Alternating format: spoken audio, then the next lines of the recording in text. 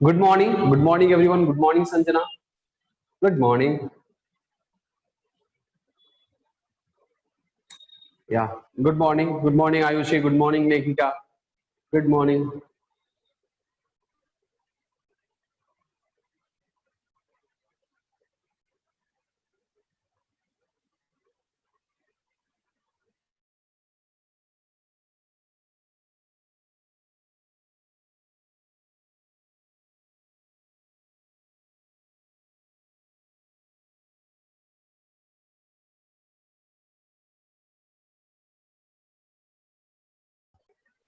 Okay so join करने दीजिए सबको, तब तक हम कुछ बातें कर लेते हैं। तो आज है क्या? आज क्या है? आज 28 जुलाई है। और 28 जुलाई क्या होता है? Good morning Razia, good morning. सब लोगों ने होमवर्क अभी तक सबमिट कर दिया होगा। जिन लोगों ने सबमिट नहीं किया है, उन लोग की मेरे पास लिस्ट है कौन कौन होमवर्क हमारा सबमिट नहीं किया है। जो लोग भेजे नहीं है होमवर्क अपना, वो लोग याद रखे कि उन लोगों का जब तक वो लोग होमवर्क नहीं कर लेते, उन लोगों का कोई भी किसी तरह का कोई भी डाउट हम सॉल्व नहीं करेंगे जब तक वो हमारा होमवर्क नहीं कर लेते। होमवर्क एक बार कर लिए उसके बाद जितना डाउट पूछना आप लोग पूछ सकते हैं, हम खुशी खुशी सॉल्व करेंगे। लेकिन जब मेरा काम आप लोग नहीं करेंगे तो फिर हम क्यों आपके बारे में सोचे, है ना।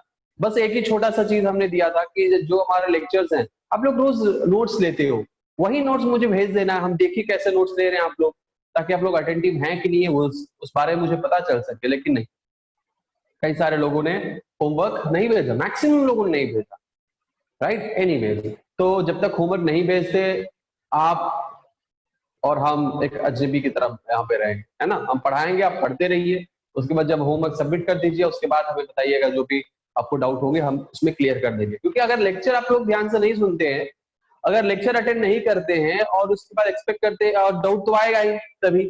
तो लेक्चर अटेंड करिए, नोट्स बनाइए, उसके बाद डाउट आता है तो हम हैं आपके पास। लेकिन अब बिना लेक्चर अटेंड किए या बिना ध्यान दिए लेक्चर में, बिना नोट्स लिए आप लोग अगर डाउट पे डाउट पूछते हो तो फिर इट्स रियली बैड।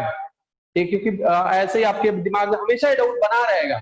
आपने नोट्स नहीं लिया तो जब भी देखेंगे लगेगा कि नया है, डाउट आएगा उसमें। तो नोट्स लिया करिए, इसीलिए हमने होमवर्क दिया था। मेरा होमवर्क देने का एक मात्र मकसद था कि आप लोग नोट्स लो। ठीक है, जो हम बोर्ड पे लिखे वो रनिंग नोट्स आप लोग लो। पीडीएफ में आपको प्रिंटेड फॉर्मेट में मिल जाएगा सारा चैप्टर का नोट्स। लेकिन फिर भी वो अलग है, उसको रट के एग्जाम में लिखना वो जरूरी नहीं है। मतलब वो ऐसा चाहिए ही नहीं। बोर्ड पे जो हम लिखे उसको नोट्स निकालिए ना, उसको नोट्स लीजिए, वो रनिंग नोट्स लीजिए। Right, that's the main motive, जो हमारा होमवर्क देने का मेन मोटिव है। एनीवेज, तो आज क्या है? आज है 28 जुलाई, और 28 जुलाई वर्ल्ड वाइड में क्या ऑब्जर्व किया जाता है? दो चीज है। आज वर्ल्ड कंजर्वेशन और आज वर्ल्ड हेपेटाइटिस डे है। तो चलो, कंजर्वेशन तो ज्योग्राफी है, बायोलॉजी ज्योग्राफी से कनेक्टेड है। लेकिन हम जो हेपेटाइटिस है प्योरली बायोलॉजी है। हेपेटाइटिस डे, आज का ये दिन हेपेटाइटिस डे क्यों मनाया जाता है? ये पहले कहाँ शुरू हुआ था?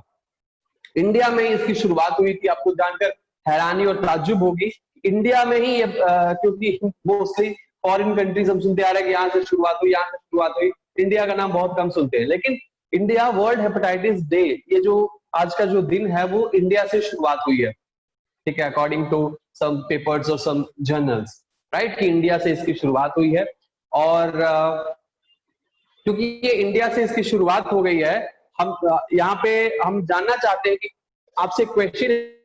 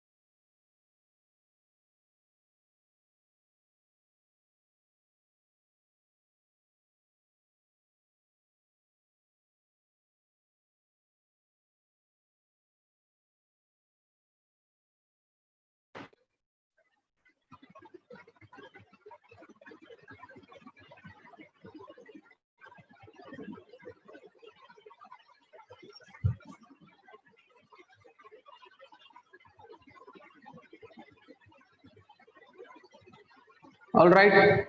तो एनीवेज, तो वर्ल्ड हेपेटाइटिस डे इंडिया में शुरू हुआ था। तो वर्ल्ड हेपेटाइटिस डे की अगर बात करें तो इंडिया में एक क्वेश्चन है आप लोगों के लिए, इंडिया में किस जगह से ये वर्ल्ड हेपेटाइटिस डे का शुभारंभ हुआ था, ताकि पूरे वर्ल्ड में मनाया जाता है, और ये किसके लिए मनाया जाता है, ये आपका दूसरा क्वेश्चन है, ये किसके लिए मनाया जाता है वर्ल्ड हेपेटाइटिस डे, किसकी याद में ये मनाया जाता है। वर्ल्ड वैसे तो हेपेटाइटिस एराडिकेशन डे मनाना चाहिए था कि वर्ल्ड में हेपेटाइटिस खत्म हो जाए, लेकिन आज भी हेपेटाइटिस के बहुत सारे केसेस इंडिया में आते हैं।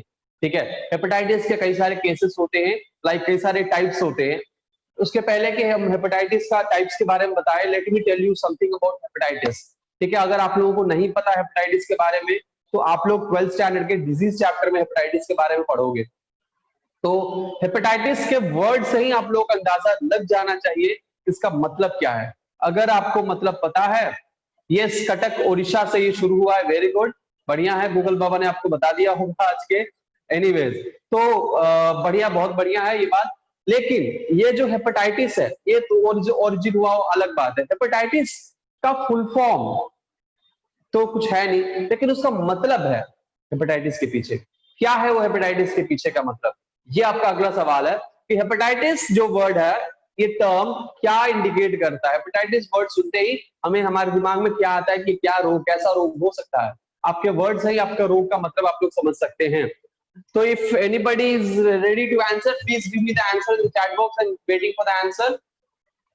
और अगर ऐसे आप लोग अब्रप्ट या ऊपर ऊपर का आंसर दोगे तो गलत हो जाएगा कि लिवर में कुछ इन्फेक्शन होगा सर, हेपेटाइटिस का मतलब कुछ लिवर से संबंधित है, कुछ लिवर में कुछ इन्फेक्शन हो सकता है, या लिवर के सेल्स में कुछ इन्फेक्शन हो सकता है, तो ये गलत है। एक्चुअली ये हम कह सकते हैं कि yes you are right, but हम जिस थॉट से पूछ रहे हैं वो हमें चाहिए, वो एसेंस चाहिए कि जो एग्जैक्ट मीनिंग हेपेटाइटिस का क्या होता है। तो आंसर कुछ लोगों ने दिया है यहाँ पे, Sanjana occurs in liver comes from world hepatic sales. All right, ये सब बीटिंग अराउंड द बुश है, इसको कहते हैं ना, बुश के चारों तरफ मारना, जो बुश में है उसको नहीं मारना, बीटिंग अराउंड द बुश इसको कहते हैं, इंग्लिश में एक प्रॉवर्ब है। तो इसका मतलब, एग्जैक्ट मतलब हम आपको बताते हैं कि इसका एग्जैक्ट मतलब होता क्या है। ठीक है, इसका एग्जैक्ट मतलब आप लोगों में से कुछ लोगों को पता भी होगा, और यहाँ पे आयुषी ने सही जवाब दिया है इसका। ठीक है, नीलू केशवानी हंगर, ये मतलब ये कहीं और घूम रही है, इनका दिमाग कहीं और है, इनका कॉन्सेप्ट कुछ अलग है, ऑपोजिट, नॉर्थ साउथ पोल की तरफ है। एनीवेज, संजना का आंसर गलत है, आयुषी का आंसर, एकमात्र आंसर जो आयुषी ने दिया है सिर्फ वही सही है, और बाकी लेखिका ने जो दिया है वो लगभग सही है, लेकिन वो टोटली सही नहीं है, क्योंकि लेखिका ने आंसर क्या दिया, स्वेलिंग ऑफ लिवर, आयुषी ने दिया इन्फ्लेमेशन ऑफ लिवर, दोनों में अंतर है। ठीक है, दोनों का बेस तो सेम है, लेकिन दोनों में अंतर बहुत है।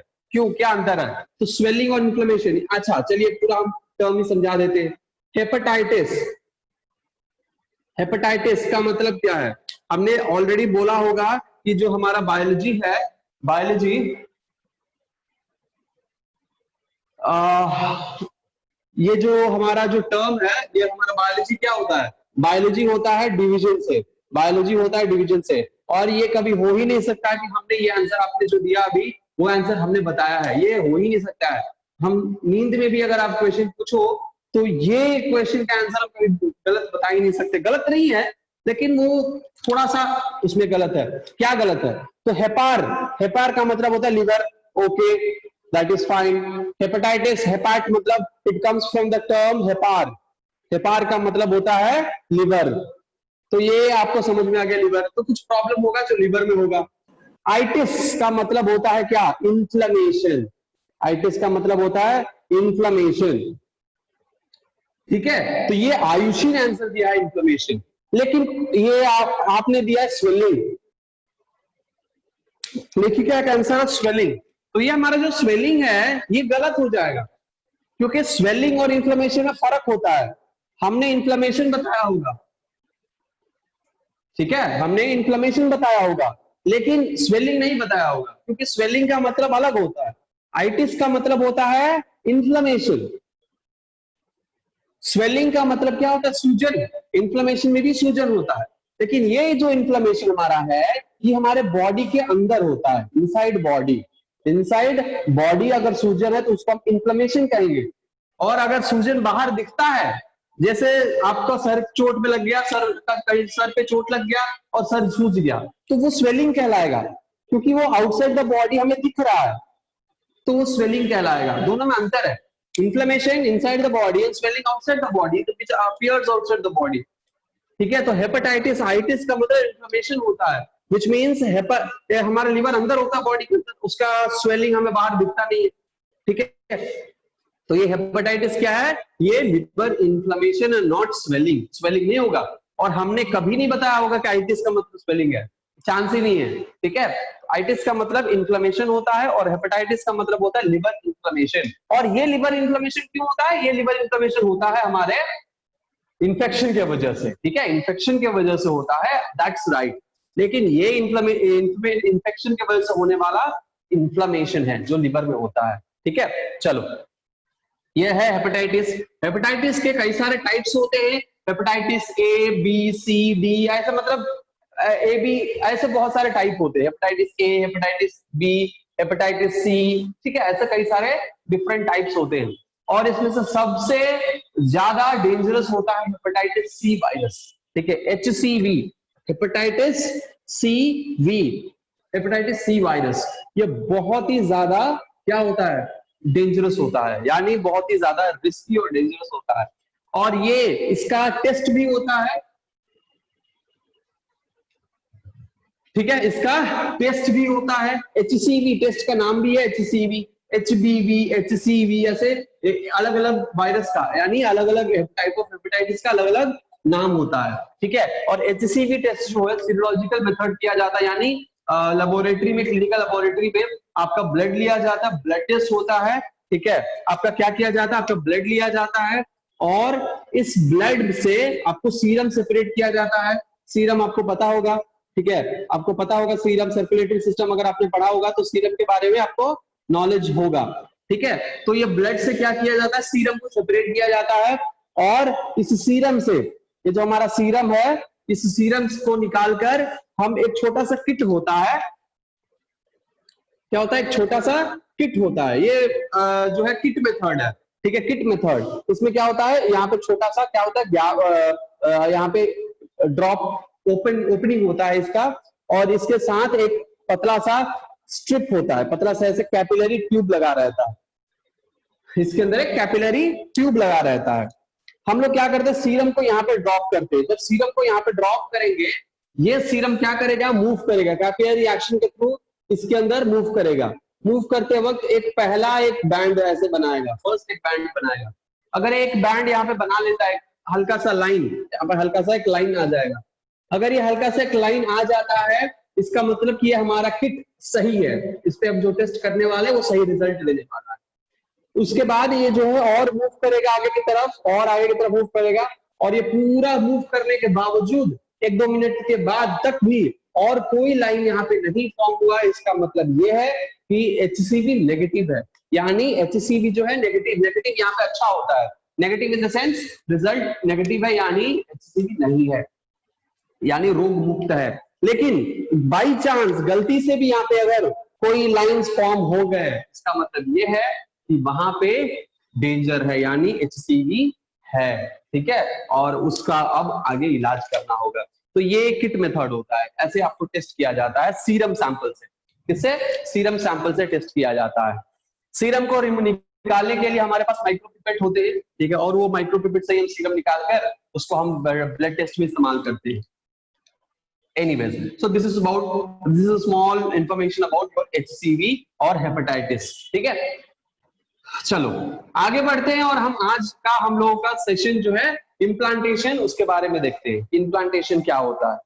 ठीक है, जो हम आगे पढ़ रहे हैं, राइट? ऑल राइट,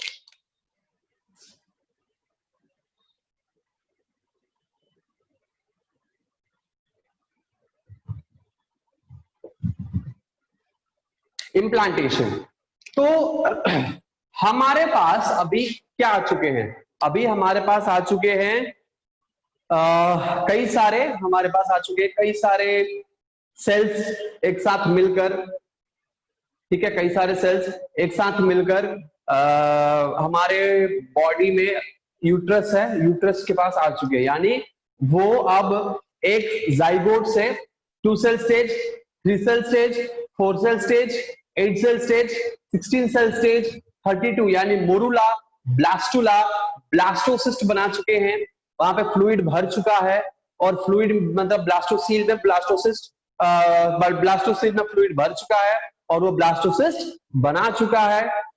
साइटोट्रोफोब्लास्ट और सिंसिशियोट्रोफोब्लास्ट दोनों एक दूसरे से डिफरेंशिएट हो चुके हैं यहाँ पे, और कोरियोनिक विलाई भी बन चुका है, यानी कोरियोनिक विलाई बन चुके हैं। और वो कहाँ किस सेल से बनते हैं, ये क्वेश्चन आपको आ सकता है, क्वेश्चन में पूछा जा सकता है कि कोरियोनिक विलाई किस सेल से बना होता है, किस सेल से ओरिजिनेट होता है। आपका आंसर होना चाहिए क्या, आंसर दीजिए तो मुझे, किस सेल से ओरिजिनेट होता है। Yes of course Shubhangi, you are right, your answer is 100% right. Any other fellow?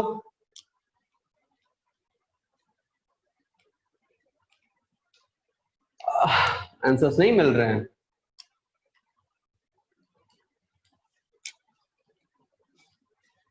लिख देते हैं यहां पे हम आंसर, दीजिए आंसर दीजिए।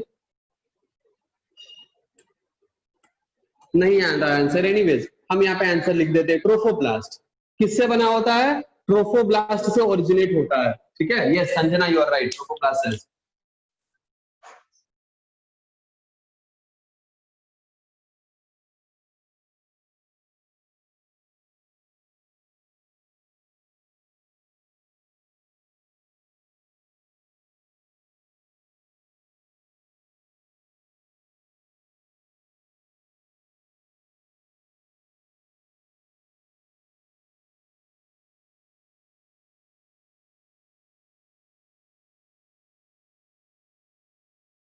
हमारे पास, तो इसको मिटा देते हैं। पहले हमारे पास क्या है, हमारे पास यहाँ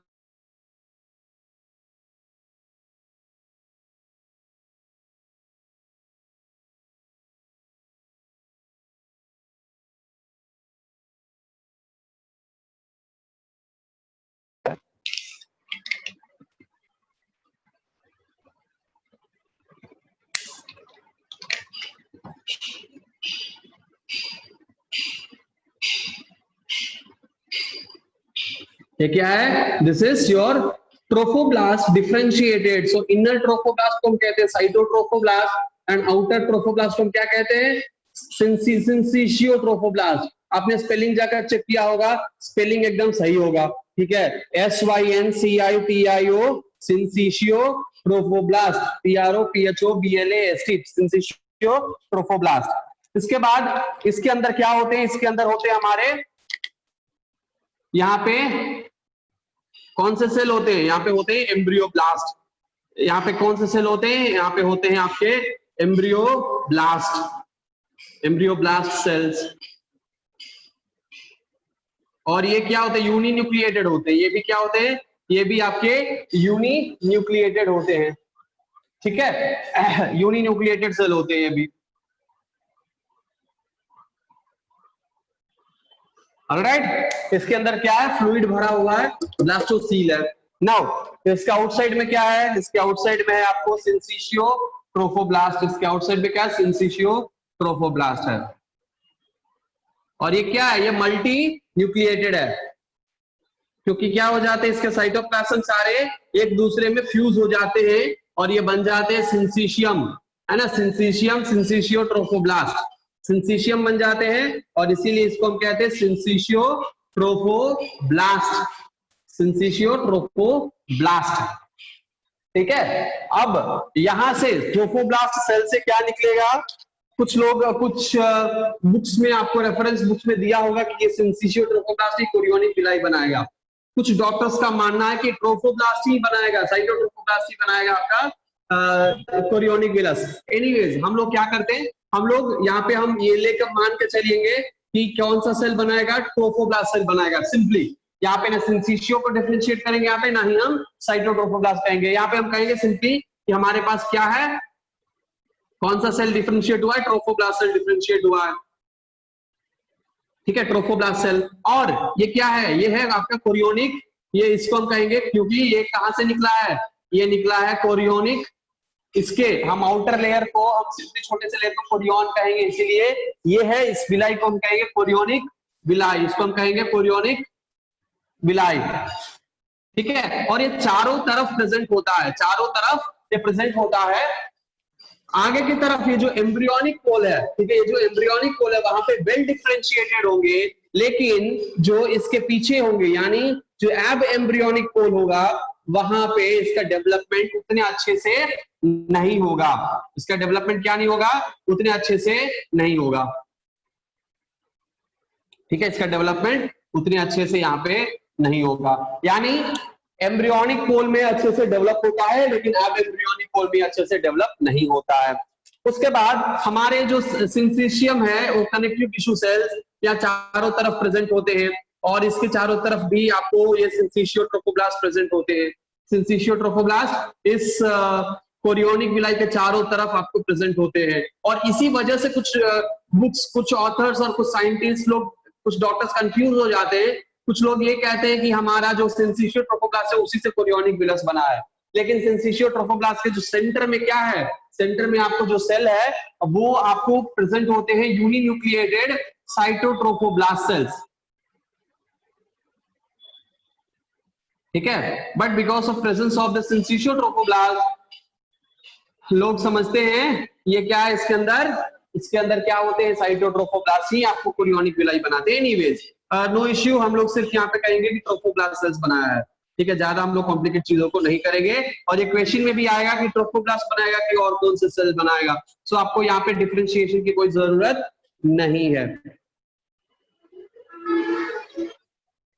एनीवेज आप जो रेफरेंस बुक का इस्तेमाल करते हैं वहां पे क्या दिया है आप लोग मुझे बताइएगा कमेंट सेक्शन में, या फिर अगले चैट बॉक्स में, या फिर अगले लेक्चर मुझे बताइएगा कि आप जो रेफरेंस बुक इस्तेमाल करते हैं उसमें क्या दिया है। एनीवेज हम लोग बात करेंगे, ये जो आपका सेल है ये साइटोट्रोफोब्लास्ट, ये साइटोट्रोफोब्लास्ट अच्छे से डिफरेंशिएट हो जाएगा, वेल डिफरेंशिएट हो जाएगा, और ये यूनिसेलुलर आपको सेल यहाँ पे यूनिन्यूक्लिएटेड सेल यहाँ पे दिखाई देगा आपको।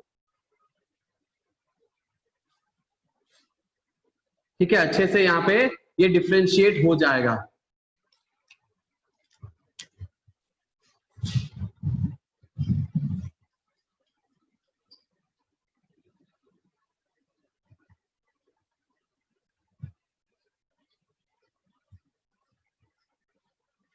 ठीक है, ये अच्छे से आपको यूनिन्यूक्लिएटेड यहाँ पे दिखाई देंगे।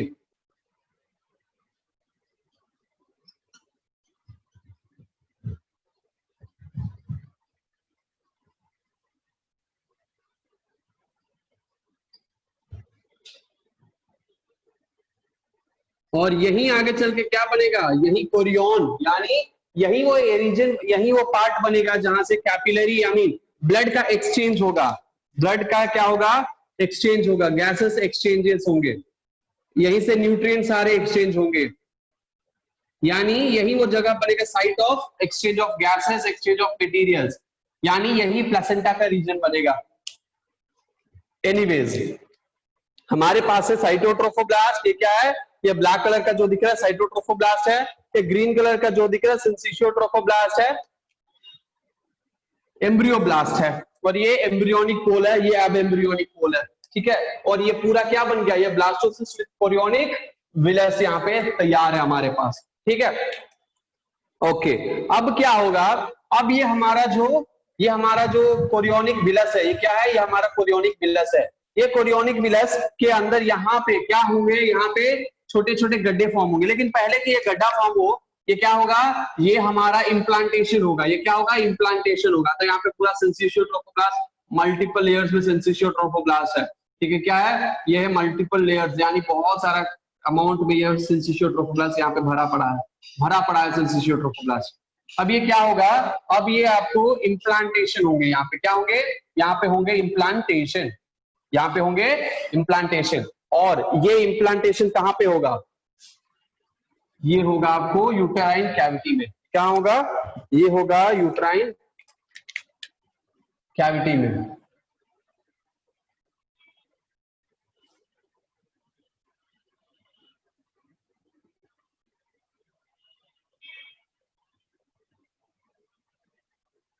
ठीक है, ये होगा आपके यूट्राइन कैविटी में, मतलब ये यूट्राइन कैविटी है। मान के चलते हैं कि हमारा यूट्राइन कैविटी का फंडस रीजन है, लेकिन फंडस रीजन में बेसिकली बहुत ही रेयरली इम्प्लांट होता है। जब इम्प्लांटेशन होता है तो एक्चुअल जो साइट होता है इम्प्लांटेशन का, वो आपको ये साइड में जो होते हैं आपके एंडोमेट्रियल का लाइनिंग, ये फंडस रीजन है, तो फंडस में नहीं लेकिन दोनों साइड में यहाँ पे अरेंज होता है, दोनों साइड में इम्प्लांटेशन होता है। So this is the exact site of implantation. इधर साइड्स में कहीं भी इम्प्लांटेशन हो सकता है, ठीक है। एक रेयर केस में ही आपको फंडस में होगा, लेकिन बाकी जो नॉर्मल कंडीशंस है उसमें दोनों तरफ होगा, ठीक है। तो मान के चलिए कि हम इसको हम साइड में कर दिए और दिस इज द रीजन, ये हम ऊपर में यहाँ पे बनाए, दिस इज द साइड वाला ये रीजन, दिस पार्ट, ठीक है, this part of the uterine cavity या यूट्राइन वॉल है, ठीक है। तो हम यहाँ पे इम्प्लांटेशन करेंगे। जब इम्प्लांटेशन करने वाले होते हैं तो यहाँ पे क्या होता है, यहाँ पे अब ये कोरियोनिक विलस और ये जो सिंसिशियो ट्रोफोब्लास्ट है, यहाँ पे ये जो रीजन होता है, यहाँ से क्या होने लगता है, कुछ केमिकल्स रिलीज होता है। क्या होता है, कुछ केमिकल्स यहाँ से रिलीज होता है। उसके पहले कि कुछ केमिकल्स रिलीज हो, ये क्या होता है, ये यूटेराइन वॉल के साथ जाकर चिपक जाता है, अडेरेंस इसमें आ जाती है और जाकर ये क्या हो जाता है, चिपक जाता है, ठीक है। एडहेरेंस आती है और ये जाकर चिपक जाता है, यानी यहाँ पे कुछ मॉलिक्यूल्स होते हैं और यूटेराइन वॉल पे भी कुछ मॉलिक्यूल्स होते हैं जो दोनों को कैप्चर कर लेंगे। जैसे जोना पेलुसिडा का स्पर्म के साथ आपको अटैचमेंट हुआ था, वैसे ही यहाँ पे भी एक दूसरे में क्या कर लेंगे, लॉक कर लेंगे। जब एक दूसरे को लॉक करेंगे तो क्या होगा, ये टाइटली होल्ड कर लेगा, पकड़ लेगा इसको, तो यूट्राइन वॉल में ये अटैच हो गए। अटैच होने के बाद ये सिर्फ अटैच होकर वहीं पे लटके हुए नहीं रहेंगे, क्या करेंगे, धीरे धीरे एंटर करेंगे अंदर की तरफ, धीरे धीरे क्या करेंगे, ये अंदर की तरफ एंटर करेंगे और कंप्लीटली एंडोमेट्रियम में चले जाएंगे, ये कंप्लीट एंडोमेट्रियम में घुस जाएंगे, ठीक है, कंप्लीट एंडोमेट्रियम में घुस जाएंगे। यस और नो, यस, क्लियरली आप लोग समझ में आ रहा है यहाँ पे क्लियरली। अब ये कैसे घुसेगा, कैसे अंदर जाएगा, तो पहले इसके जो वॉल है इसको ब्रेक करना पड़ेगा, तभी अंदर जाएगा। यस और नो, पहले से ही हमारे एंडोमेट्रियम के वॉल पे कई सारे फैटी एसिड्स, कई सारे फैट्स, कोलेस्ट्रॉल, लिपिड और बाकी सारे न्यूट्रिएंट सब्सटेंसेस यहाँ पे प्रेजेंट होंगे, ठीक है, न्यूट्रिएंट सब्सटेंसेस प्रेजेंट होंगे, कई सारे ग्लैंड्स यहाँ पे प्रेजेंट होते हैं, कई सारे ब्लड वेसल्स होते हैं जो न्यूट्रिशन प्रोवाइड करते हैं। ऐसा और नो, न्यूट्रिशन किसको प्रोवाइड करते हैं, यहाँ पे जो सेल्स है वहां पे न्यूट्रिशन भरा पड़ा है। अब एक बात और हम क्लियर कर देना चाहते हैं, यहाँ पे फोकस करिएगा, यहाँ पे, ठीक है, यहाँ पे क्या करिएगा, इस रीजन को फोकस करिएगा, ठीक है। हम जूम कर देते हैं थोड़ा सा ताकि आप लोगों को प्रॉब्लम क्रिएट ना हो और क्लियरली आप लोगों को दिख जाए, ठीक है। तो हम थोड़ा सा इसको क्या किए, इसको हमने जूम किया, जूम, राइट, ऑल राइट। तो यहाँ पे देखिएगा ध्यान से,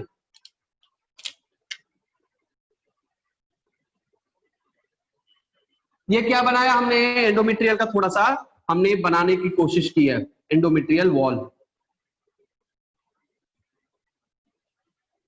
ठीक है। एनीवेज अच्छा नहीं बना, फिर भी कोई बात,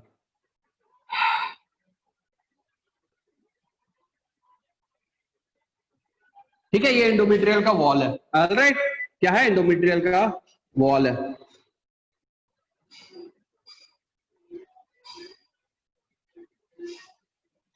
ऑलराइट, क्लियर है। अब यह जो हमारा एंडोमेट्रियम का वॉल है, ये जो एंडोमेट्रियल लाइनिंग है, यानी ये जो यूट्राइन वॉल है, इस यूट्राइन वॉल के कई सारे लेयर्स होते हैं, मैंने ऑलरेडी आपको बताया था। कौन से लेयर होते हैं, पहला एक लेयर होता है जिसको हम कहेंगे एंडोमेट्रियम, फिर एक लेयर होता है जिसको हम कहेंगे मायोमेट्रियम, तीसरा लेयर होता है पेरीमेट्रियम।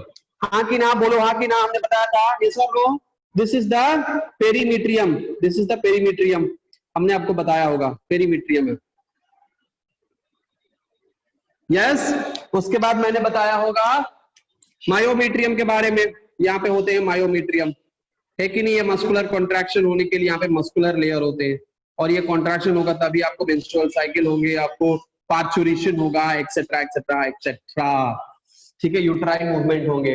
तो मस्कुलर लेयर और ये है आपका बेसल यानी पेरिटोनियल लेयर। एंडोमेट्रियल लाइनिंग, इस एंडोमेट्रियल लाइनिंग में भी 3 लेयर होते हैं, एंडोमेट्रियल लाइनिंग में भी कितने लेयर होते हैं, 3 लेयर होते हैं, ठीक है। ध्यान से सुनिएगा, पहला लेयर होता है आपका बेसल लेयर। पहला लेयर क्या होता है?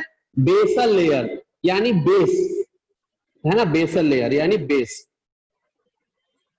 उसके बाद होते हैं आपके दूसरा लेयर, और वो कौन सा लेयर होता है? वो होता है आपका दूसरा स्पॉन्जी लेयर। दूसरा कौन सा लेयर? Spongy layer. दूसरा लेयर होता है स्पॉन्जी लेयर, आपको पता है ऑलरेडी, हम आपको ये सब बता चुके हैं। उसके बाद होता है वैस्कुलर लेयर। ये क्या है? ये है blood vessel layer. Vascular, highly blood, यहाँ पे हाई ब्लड वैस्कुलर सिस्टम यहाँ पे डेवलप रहते हैं, ये वैस्कुलर लेयर है।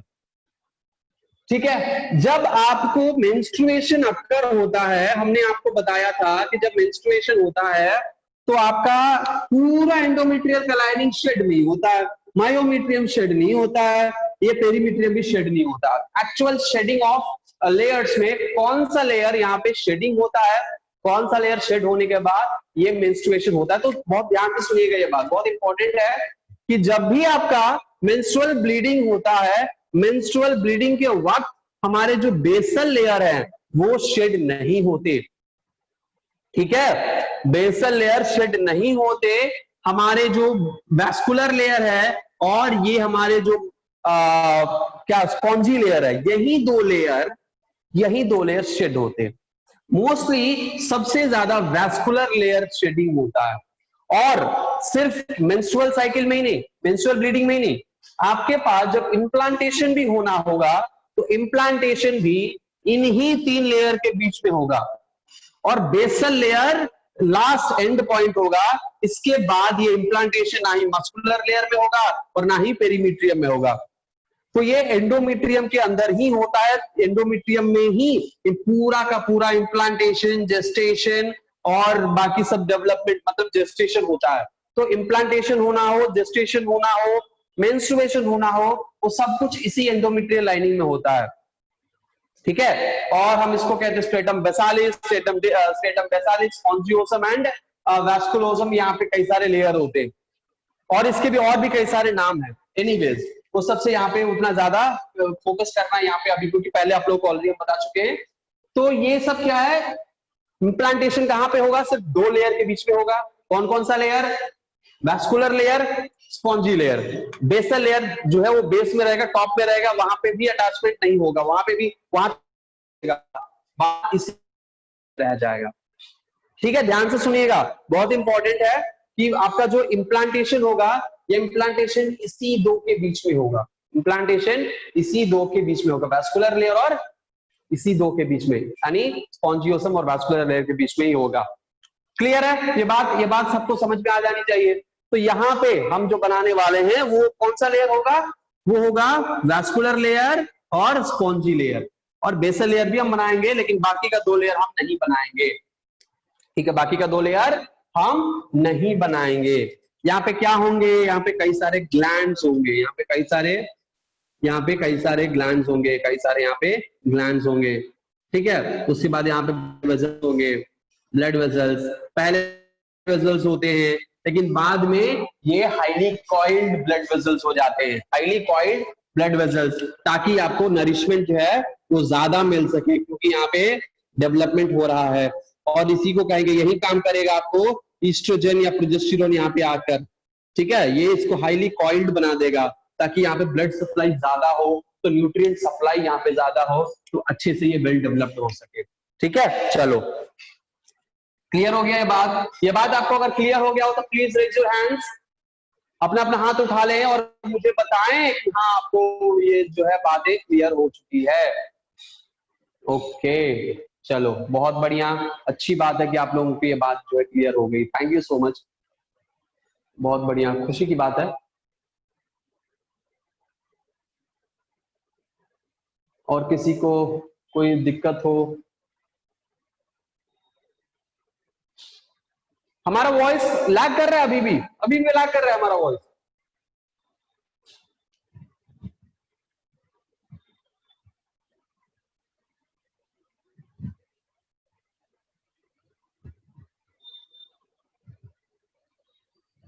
ओके, चलिए आगे बढ़ते हैं।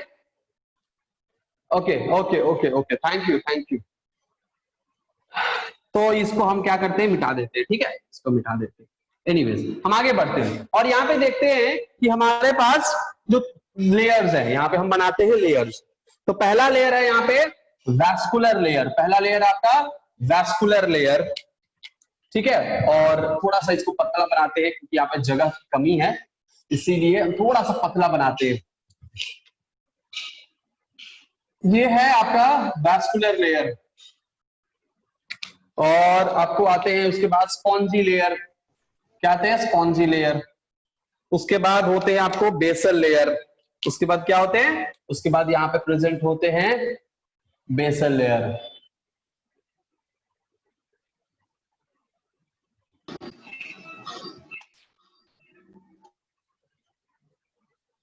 ठीक है, आगे चल के यही डेसिडुअल लेयर बनेगा सब, ठीक है। डेसिडुअल बेसालिस है ना, डेसिडुअल बेसालिस, ये डेसिडुअल कैप्सुलारिस बनेगा और डेसिडुअल पैराइटालिस बनेगा। एनीवेज तो यही डेसिडुअल लेयर बनेगा। नाउ ये क्या करेगा, यहाँ पे अटैचमेंट होगा, यानी अडेरेंस यहाँ पे आएगा और ये धीरे धीरे यहाँ से केमिकल्स रिलीज होंगे, यहाँ से कुछ केमिकल्स रिलीज होंगे और ये केमिकल्स के वजह से यहाँ पे लाइसोसोमल एंजाइम, वो एंजाइम होते हैं और उसको हम लाइसोसोमल एंजाइम कहते हैं, वो लाइसोसोमल एंजाइम रिलीज होंगे, ठीक है। वो क्या होंगे, लाइसोसोमल एंजाइम रिलीज होंगे और यहाँ के जो सेल्स होते हैं उसको थोड़ा डैमेज करने लगेंगे, क्लीव करेंगे, तोड़ेंगे और तोड़कर क्या करेंगे, धीरे धीरे माइग्रेट करके ये अंदर तक पहुंच जाएंगे। अब ये अंदर जाने के बाद ये क्या होंगे, अंदर जाने के बाद यहाँ पे ये अंदर चले जा चुके हैं, 7th day 7th 8th day तक ये अंदर चले जाते हैं। 9th 10th डे तक यहाँ पे क्या होने लगते हैं, यहाँ पे होने लगते हैं होल, यानी यहाँ पे होल्स प्रोड्यूस होने लगते हैं। यहाँ पे क्या प्रोड्यूस होने लगते हैं, यहाँ पे कैविटी फॉर्म होने लगता है। क्या फॉर्म होने लगता है, कैविटी फॉर्म होने लगता है। यहाँ पे कैविटी फॉर्म होने लगता है, अलग अलग छोटे छोटे बड़े बड़े कैविटीज यहाँ पे चारों तरफ फॉर्म होना शुरू हो जाते हैं। और इन कैविटी को हम क्या कहते हैं, इन कैविटी को हम कहते हैं लैक्यूने। इन कैविटी को हम क्या कहते हैं, इन कैविटीज को हम कहते हैं लैक्यूने।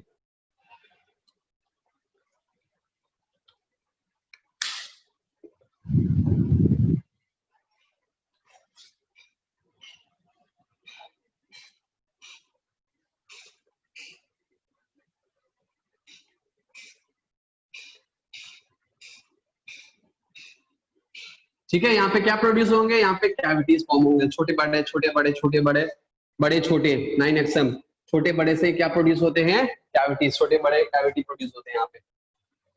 और ये हमारे जो कैविटी है, ये कैविटी को हम क्या कहेंगे, इन कैविटी को हम कहेंगे लैक्यूने। कैविटी को हम क्या कहेंगे, लैक्यूने, ठीक है, इनको हम कहेंगे लैक्यूने। अब देखिए ये जो हमारे लैक्यूने होते हैं ये कनेक्ट हो जाते हैं चारों तरफ, यानी ये पूरा एक दूसरे में कनेक्टेड हो जाते हैं। क्या हो जाते हैं, अब हम ये हम मिटा देते हैं और हम मान लेते हैं कि अंदर पहुंच चुका है, ठीक है। हम ऊपर वाला लेयर हम मिटा देते हैं इसको, ताकि हम मान चुके हैं कि अंदर पहुंच चुका है, ठीक है। और बेसल लेयर तक पहुंच गया है। अब इसके नीचे यहाँ पे क्या होंगे, ये जो एंडोमेट्रियल का जो वैस्कुलर लेयर होगा, जो लास्ट लाइनिंग होगा, ये यहाँ पे आ जाएगा, है कि नहीं है, यहाँ पे आ जाएगा सर, यहाँ पे आ जाएगा। क्लियर है, ये लेयर जो है वो यहाँ पे आ जाएगा, ऐसे आ जाएगा।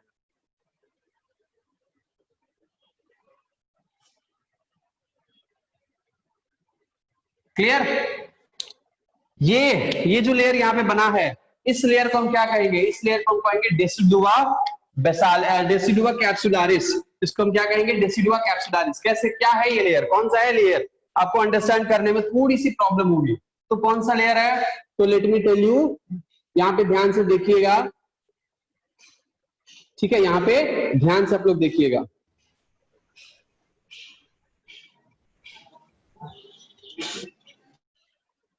तो ये क्या है, नॉर्मली ये आपका जो लेयर होता है ये आउटर लेयर होता है, और यहाँ पे जब ऐसे इम्प्लांट हो जाएगा चीजें, तो यहाँ पे बॉटम में जो लेयर है ये क्या हो जाएगा, क्योंकि ये बड़ा है तो ये इस तरह से आ जाएगा, ठीक है। और यहाँ पे ये क्या हुआ, ये यहाँ पे ऐसे इम्प्लांट हुआ है ना, ये ऐसे ही इम्प्लांट हुआ है, क्लियर है? तो ये जो आपका यूटराइन लाइनिंग है, सर ये दिख नहीं रहा। इस तरह से आ जाएगा।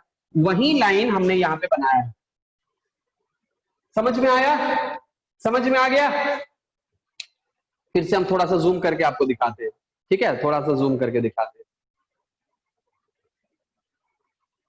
देखिए यहाँ पे पहले क्या होगा, पहले इस तरह से लाइनिंग होगा यहाँ पे, ठीक है? पहले इस तरह से यहाँ पे लाइनिंग होगा। अब जब यहाँ पे यहाँ पे क्या है, हमारा ब्लास्टुला है, यहाँ पे जाकर क्या करने वाला है, अटैच हो रहा है। जब अटैच होगा तो धीरे धीरे माइग्रेट करेगा, अंदर की तरफ बढ़ेगा, और ये यहाँ पे आ जाता है, ठीक है? ये यहाँ पे आ जाता है, और आपको कोरियोनिक विलस है यहाँ पे। और फिर उसके बाद जैसे अंदर चला जाता है, ये जो यहाँ पे गैप बनते हैं, ये यहाँ पे प्लग फॉर्म कर लेते हैं और ये बंद हो जाते हैं, ठीक है? क्या हो जाते हैं? ये यहाँ पे प्लग फॉर्म होते हैं, जहां से जिसके थ्रू एंटर किया है, जहां से ये एंटर किया है, वहां पे क्या होगा, वहां पे जो गैप प्रोड्यूस हुए होंगे, वो गैप यहाँ पे बंद हो जाएंगे, सील हो जाएंगे, ठीक है? यहाँ पे फाइब्रस टिश्यू, फाइब्रस लेयर आएंगे और इसको क्या कर देंगे, सील कर देंगे। सील करने के बाद ये जो लेयर है, यही लेयर हमने यहाँ पे बनाया है। जब ये बड़ा होगा, जब ये ऐसे डेवलप करेगा, तो क्या होगा, डेवलप करने के बाद ये जो लेयर है, ये जहां पे जो लेयर हमने बनाया, ये लेयर क्या होंगे, ये लेयर इस तरह से आ जाएंगे, और हमारे जो कोरियोनिक विला, ये जो हमारा ब्लास्टुला है, वो इस तरह से आ जाएगा। तो ये हमारा जो लेयर है, यानी ये एंडोमेट्रियल का लाइनिंग है, जो लेयर है, यही लेयर हमने यहाँ पे बनाया है, यही लेयर हमने बनाया है। क्लियर हो गया होगा, है ना? आपको ये बातें क्लियर हो गई होगी। तो कौन सा लेयर है, समझ में आया? ये लेयर कौन सा लेयर है, समझ में आया? Yes, okay. Now let me move into detail. ये जो हमारा एंटर किया है इसके अंदर, यहाँ पे क्या बना है, लैक्यूनर स्पेसेस बने हैं, और ये लैक्यूनर स्पेसेस क्या करते हैं, लैक्यूनर स्पेसेस एक दूसरे पे फ्यूज हो जाते हैं, और फिर क्या बनाते हैं, एक कनेक्शन बनाते हैं चारों तरफ। क्या बनाते हैं? चारों तरफ एक कनेक्शन बनाते हैं, यहां से फिर ये इस तरह से आपको यहाँ पे कनेक्शन बनाते हैं, क्योंकि सारे साइटोप्लाज्म एक दूसरे में मर्ज्ड है ना? सारे साइटोप्लाज्म क्या है, एक दूसरे में मर्ज है। तो ये यहाँ पे क्या बनाएंगे, कनेक्शन बनाएंगे, और ये आपको बन गया कनेक्शन, ये आपको बन गया, एक दूसरे में कनेक्शन बन गया। ये लैक्यूनर स्पेसेस है, ये क्या है, ये है लैक्यूनर स्पेसेस।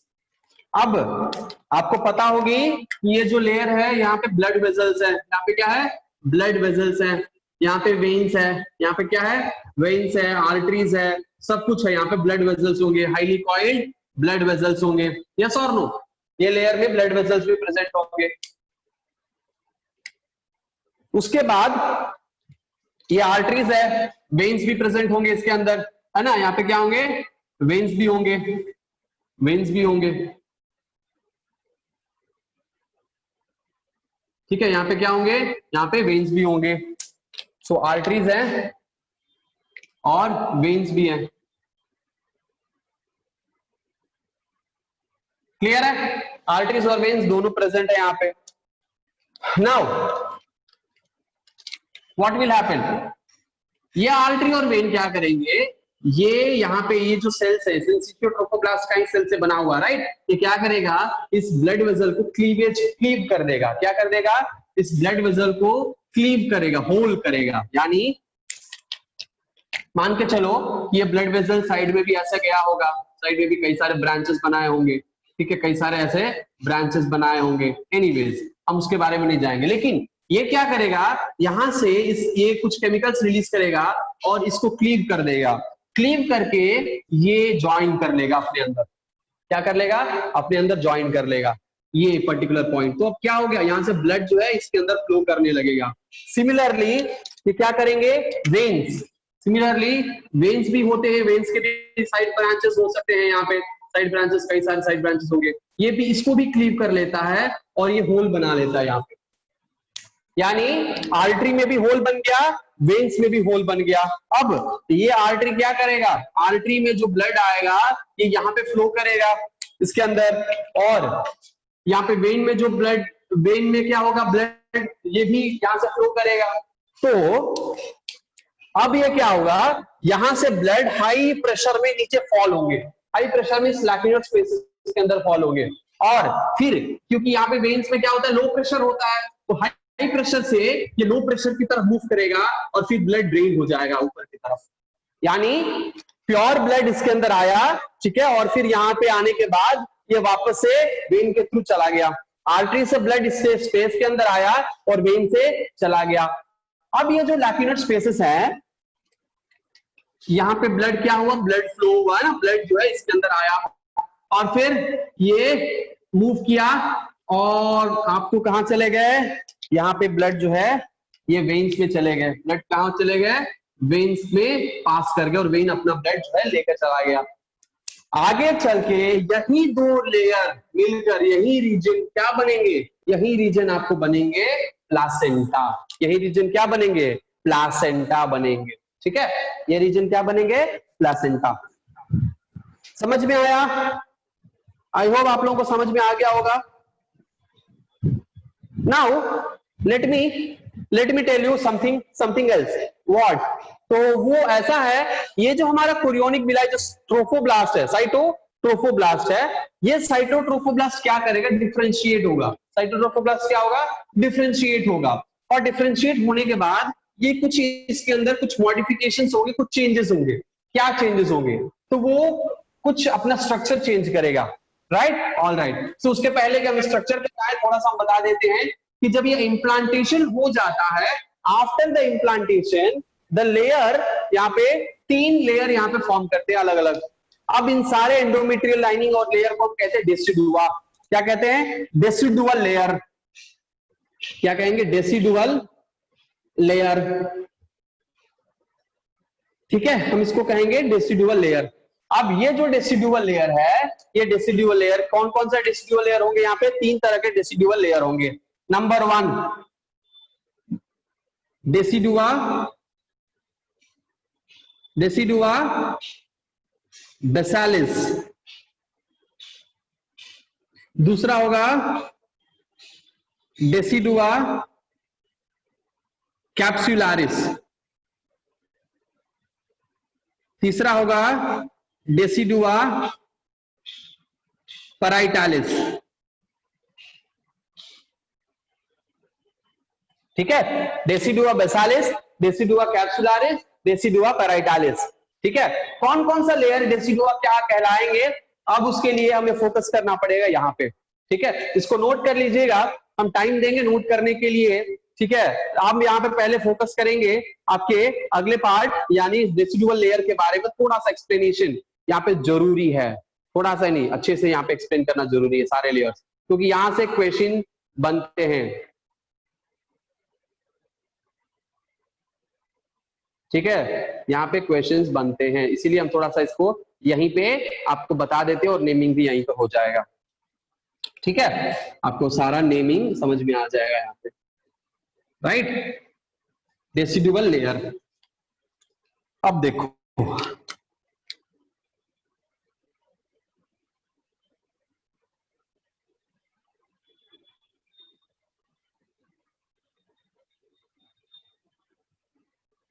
ठीक है, this is the reasons, right. Now ये क्या बना है यहाँ पे, यही जो लेयर है, अच्छा ठीक है, थोड़ा सा पतला बना देते, ज्यादा मोटा नहीं बनाए।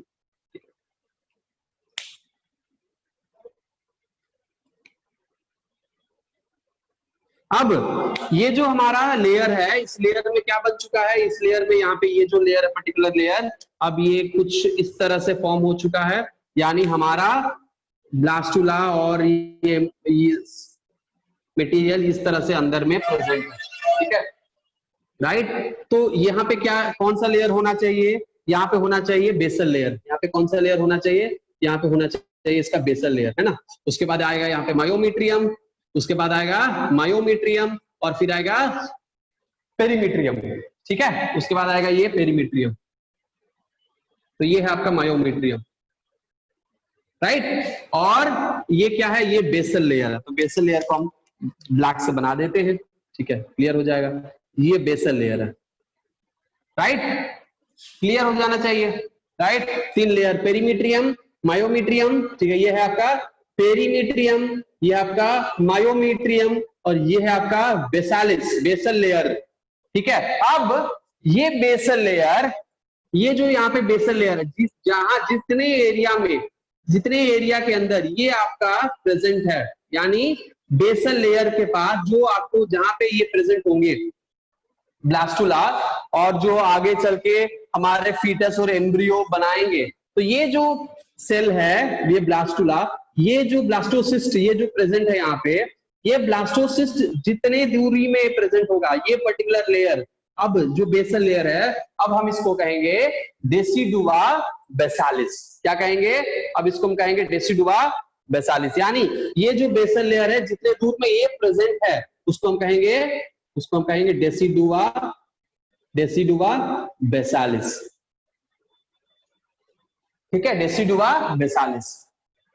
उसके बाद ये जो रीजन है जहां पे ये इस ब्लास्टोसिस्ट को कवर करके रखा है, ठीक है, ब्लास्टोसिस्ट को ये जो कवर किया है इतना दूरी, ठीक है, यहां से लेकर यहां तक, ठीक है, ये क्या है? ये पर्टिकुलर लेयर, आउटर लेयर, हम इसको क्या कहेंगे? ये प्रोटेक्शन का काम कर रहा है। यहाँ पे किसका काम कर रहा है? प्रोटेक्शन का काम कर रहा है। किसको? ये ब्लास्टोसिस्ट को प्रोटेक्ट कर रहा है, यहाँ पे आउटर लेयर है। अब इसको हम क्या कहेंगे? इसको हम कहेंगे डेसिडुआ कैप्सुलारिस। इसको हम कहेंगे डेसिडुआ कैप्सूल, इसीलिए हम इसको कहेंगे कैप्सुलारिस, कैप्सुलारिस, डेसिडुआ कैप्सुलारिस। क्लियर हो जाना चाहिए। कहां से कहां तक? सिर्फ यहां से यहां तक, यानी जितना दूर तक ये कवर करेगा उतने दूर तक हम क्या कहेंगे? डेसिडुआ कैप्सुलारिस कहेंगे। उसके बाद क्या कहेंगे? उसके बाद कहेंगे ये बाकी का जो लेयर है, यहां से ये पूरा रीजन, फिर ये रीजन, ये थोड़ा सा रीजन, हम इसको क्या कहेंगे? यानी ये फिर ये पूरा रीजन, फिर यहां से यहां तक, मतलब जहां पे ये ब्लास्टोसिस्ट प्रेजेंट नहीं है, बाकी के रीजन्स को हम क्या कहेंगे? बाकी के रीजन्स को हम कहेंगे डेसिडुआ पैराइटालिस। हम क्या कहेंगे? हम कहेंगे डेसिडुआ पैराइटालिस। ठीक है, यानी बाकी के रीजन जहां पे ये ब्लास्टुला कवर्ड नहीं है, बाकी का ये जो रीजन है, ये पूरा रीजन है, ये रीजन, ये सबको हम क्या कहेंगे? डेसिडुआ पैराइटालिस कहेंगे। सो 3 डेसिडुआ, एक जो यहाँ पे बेसल लेयर में जो कवर कर रहा है ब्लास्टोसिस्ट को, इस लेयर को कहेंगे डेसिडुआ बेसालिस। ये जो कैप्सूल है, यानी इस ब्लास्टोसिस्ट को जो कवर कर रहा है, जो प्रोटेक्ट कर रहा है कैप्सूल, उसको कहेंगे डेसिडुआ कैप्सुलारिस। और बाकी का जो रीजन है जहाँ पे कोई लेना देना नहीं है ब्लास्टोसेक्शन का, ब्लास्टुला का, वहां पे कुछ है ही नहीं ब्लास्टोसिस्ट, यानी ब्लास्टोसिस्ट का, तो ये हम क्या कहेंगे? इसको हम कहेंगे डेसिडुआ पैराइटालिस। आई होप आप लोग को समझ में आ गया होगा डेसिडुआ पैराइटालिस। यस और नो? टेल मी यस और नो। समझ में आया कि नहीं आया? बोलो हाँ कि ना। अगर समझ में आया है तो अपना अपना हाथ फटाफट से उठा दो।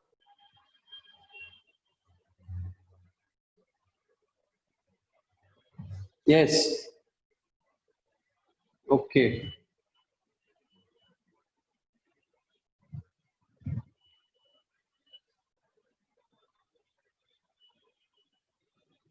ऑल राइट, चलो, thank you so much. Now let's move on. जिसको समझ नहीं आया वो फिर से हमसे कभी भी पूछ सकता है। ठीक है, अब हम मूव करते हैं, आगे की तरफ बढ़ते हैं, और हम लोग आज का सेशन को हम लोग समाप्त करेंगे यहीं पे।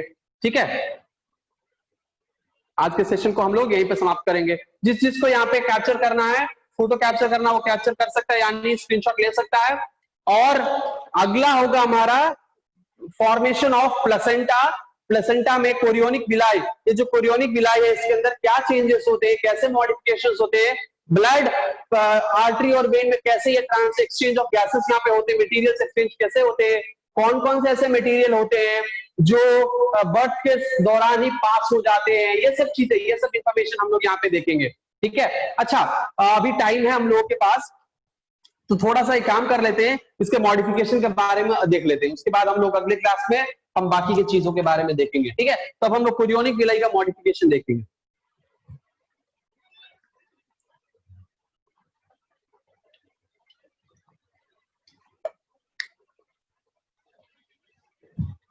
अगर किसी को यहाँ पे कोई डाउट है तो हमसे चैट बॉक्स में डालकर डाउट पूछ सकता है। Anybody is having doubt? if anybody is having doubt, kindly, I mean, put it in the chat box.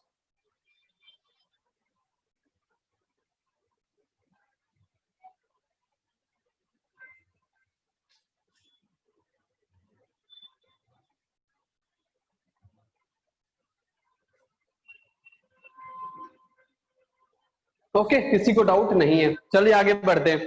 तो इसको कैप्चर आपने कर लिया होगा। नाउ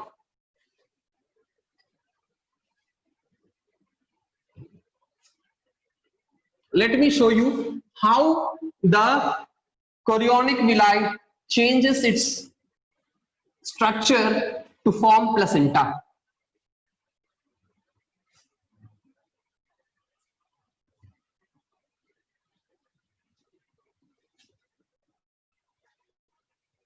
Now मान के चलो कि ये हमारा ब्लड वेसल है, ये हमारा क्या है, ब्लड वेसल है यानी आर्टरी है, और ये हमारा वेन्स है। क्या है, ये वेन्स है, आर्टरीज और वेन्स। और ये बने हमारे lacunar space, lacunar space number 1, lacunar space number 2, lacunar space number 3, lacunar space number 4, ऐसे लैक्यूनर स्पेसेस यहाँ पे बने। ठीक है, फिर यहाँ पे क्या है, यहाँ पे हमारे साइटोट्रोफोब्लास्ट सेल्स है। ठीक है, साइटोट्रोफोब्लास्ट सेल्स है। उसके बाद यहाँ पे हमारे एम्ब्रियोब्लास्ट है।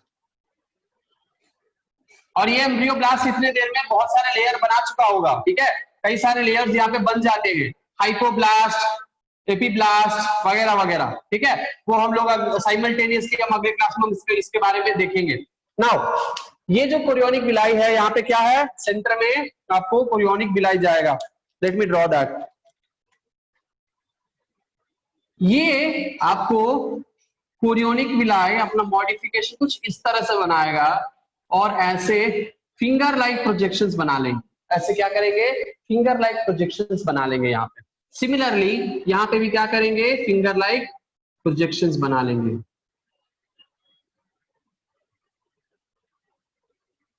क्या कर लेंगे, ऐसे फिंगर लाइक प्रोजेक्शंस बना लेंगे।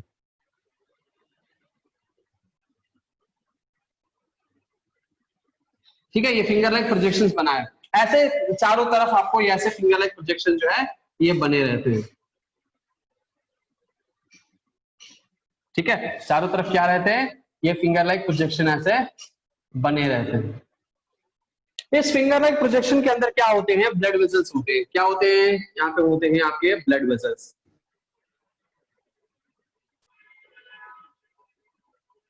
यहाँ पे क्या होते हैं, ब्लड वेसल्स होते हैं।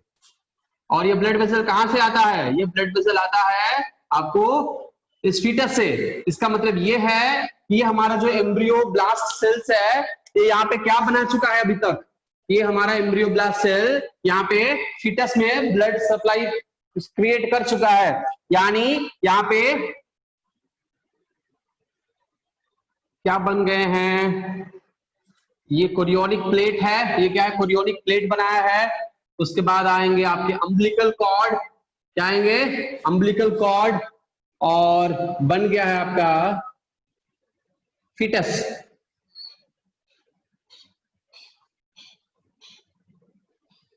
क्या बन गया है, फीटस बन गया है।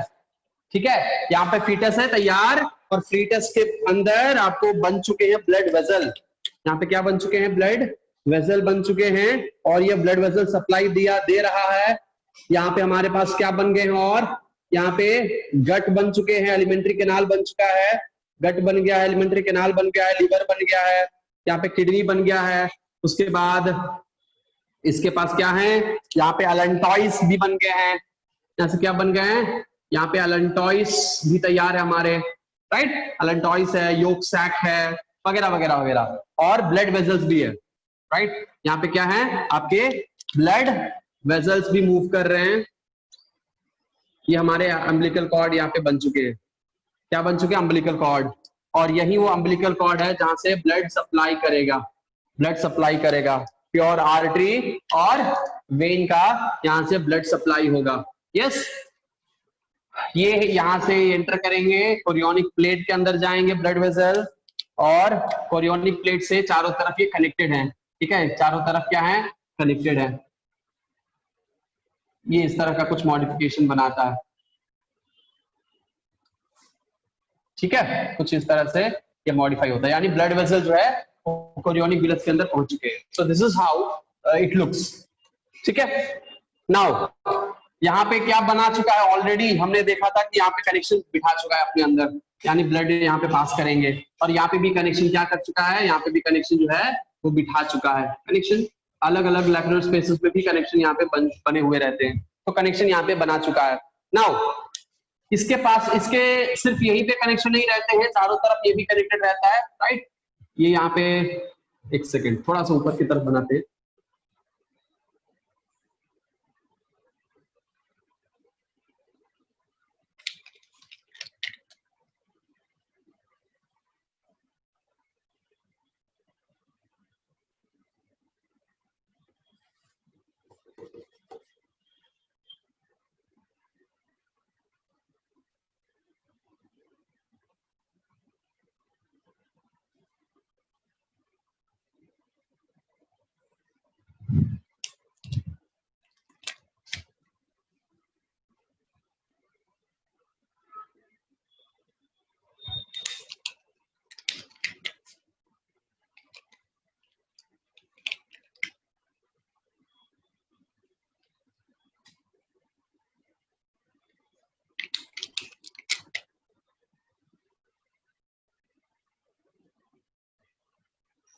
ठीक है, यहाँ पे कनेक्शन जो है वो बिठा चुका है।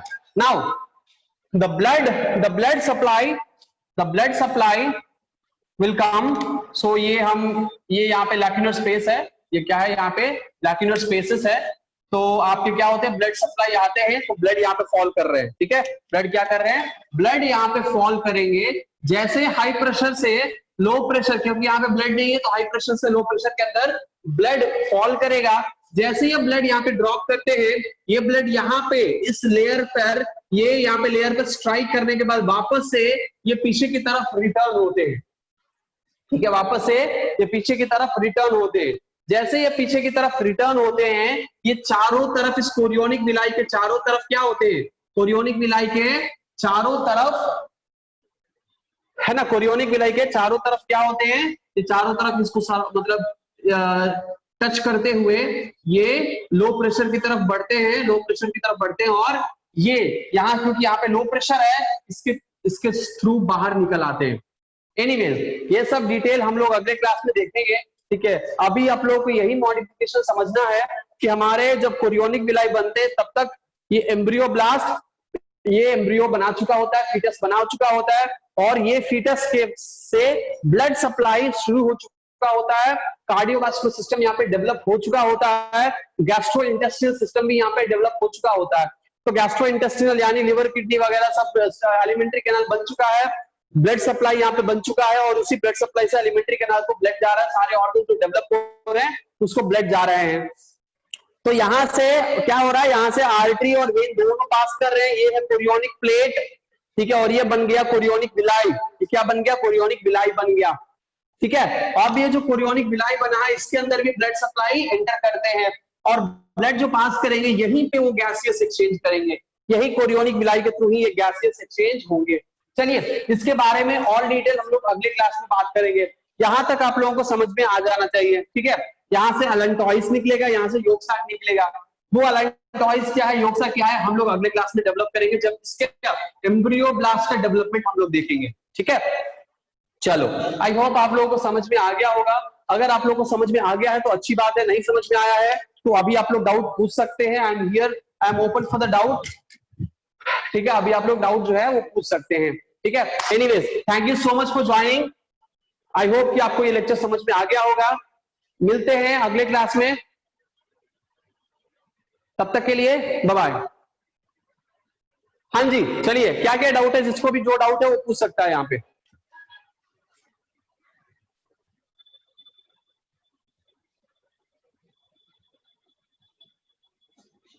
Allantois means, sir,